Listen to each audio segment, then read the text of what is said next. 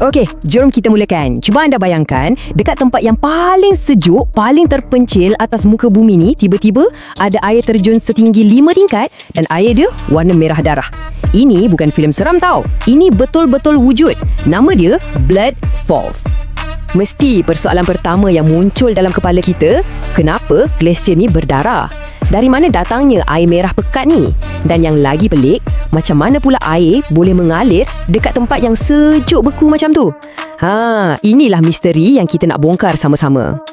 Okey, jom kita mulakan siasatan kita. Kita kena pergi ke lokasi kejadian dulu. Tempatnya di Glacier Taylor dalam McMurdo Dry Valleys di Antartika. Penting sangat untuk kita faham keadaan sekeliling kat sini sebab persekitaran dialah yang buat misteri ni jadi lagi-lagi aneh. Tempat ni memang ekstrim. Cuba tengok ni. Dia salah satu tempat paling kering dan paling sejuk di bumi. Angin pula boleh sampai 200 km sejam. Laju gila. Salji pun jarang turun. Betul-betul macam landscape kat planet lain kan? Jadi dalam keadaan macam ni, macam mana boleh ada air yang mengalir? Mustahil kan? Apatah lagi warna merah. Nah, kuncinya ada kat sini. Punca air merah ni sebenarnya bukan datang dari atas permukaan glasier tu. Tak. Sebaliknya, ia datang dari sesuatu yang dah lama tersembunyi jauh di dalam perut glasier tu sendiri. 2 juta tahun. Yap, anda tak salah dengar. Itulah anggaran umur sebuah tasik purba yang terperangkap di bawah glasier ni. Dia terkunci sepenuhnya daripada dunia luar selama 2 juta tahun. Macam sebuah kapsul masa kan? Tersembunyi bawah lapisan ais yang tebal gila. Jadi apa di dalam tasik tersembunyi ni? Keadaan dia memang pelik. 1, air dia sangat-sangat masin. Lagi masin dari laut mati. 2, air tu penuh dengan besi. 3, langsung tak ada cahaya matahari. Dan 4, tak ada sebarang sentuhan dengan udara atau atmosfera luar. Inilah dia petunjuk-petunjuk penting yang kita perlukan untuk selesaikan misteri ni. Okey, sekarang kita dah ada semua petunjuk. Jom kita gabungkan semuanya dan cuba fahamkan rahsia di sebalik air merah ni. Kita akan rongkai bahagian pertama dulu. Kenapa warna dia merah dan kenapa dia tak beku? Proses dia sebenarnya senang je nak faham. Okey, bayangkan air yang penuh besi tu kan dah berjuta tahun terperangkap tanpa oksigen. Bila tekanan dari glasier tolak air tu keluar melalui rekahan, tiba-tiba dia terdedah kepada oksigen buat pertama kalinya. Apa jadi? Besi dalam air tu terus berkarat, sama macam paku yang kita biar kat luar rumah. Proses pengoksidaan inilah yang tukar warna air jadi merah pekat. Tapi, kejap. Ada satu lagi soalan penting. Kalau suhu kat sana boleh turun sampai negatif 60 darjah Celsius, kenapa air tu tak beku jadi ais? Logiknya, patut dah beku keras kan? Tapi dia tetap mengalir. Macam mana tu? Jawapannya ada pada garam. Ingat tak tadi kita cakap air dia sangat masin? Kemasinan yang melampau ni sebenarnya bertindak macam anti beku semula jadi. Sama macam orang letak garam atas jalan raya masa musim sejuk untuk cairkan ais. Garam dalam air ni merendahkan takap beku dia. Jadi walaupun suhu dah sejuk gila, air tu tetap boleh mengalir dalam bentuk cecair. Okey, jadi sekarang kita dah faham misteri geologi dan kimia dia. Tapi cerita ni belum habis lagi. Sebenarnya, penemuan yang paling menakjubkan dekat Blood Falls ni bukanlah pasal air itu sendiri, tapi tentang apa yang hidup dalam air tu. Cuba kita fikir betul-betul. Sebuah penjara yang gelap gelita, super masin, tak ada oksigen dan dah terkunci selama 2 juta tahun.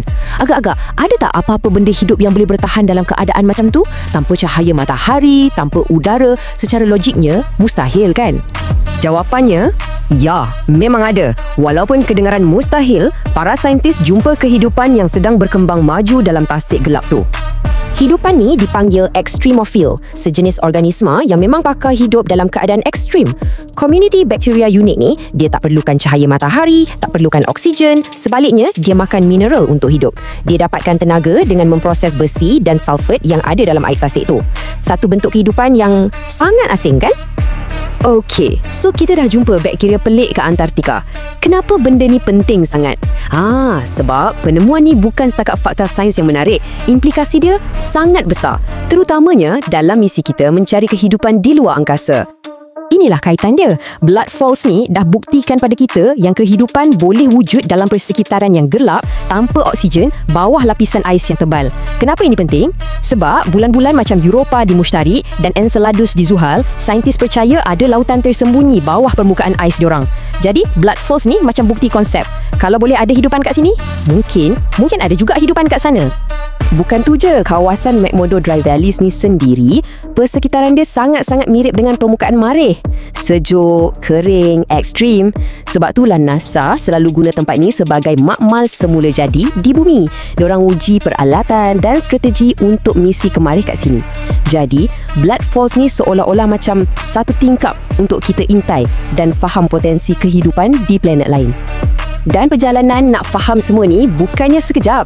Ia makan masa lebih 100 tahun. Mula-mula jumpa tahun 1911, orang ingat ia cuma alga merah. Salah. Lepas 100 tahun, baru saintis sahkan puncanya dari tasik purba yang kaya dengan besi. Dan kemudian dengan teknologi radar, barulah kita dapat lihat dan petakan seluruh rangkaian air masin yang tersembunyi bawah glasier tu. Sains memang perlukan masa. Jadi, kesimpulannya, satu ekosistem kecil yang terperangkap berjuta-juta tahun dalam dunia beku ni dah mengubah sepenuhnya cara kita berfikir dan mencari kehidupan di alam semesta. Blood Falls ni bukan lagi sekadar gletser berdarah. Ia dah jadi simbol tentang betapa lasaknya hidupan dan jadi peringatan yang alam semesta ni penuh dengan kejutan. Persoalannya sekarang, apakah lagi rahsia-rahsia lain yang masih terkunci di bawah sana menunggu untuk kita temui? Nak tengok lebih banyak video menarik dan mind-blowing? Jom ke channel YouTube World Mind Blowing dan jangan lupa subscribe, okay? Love you guys!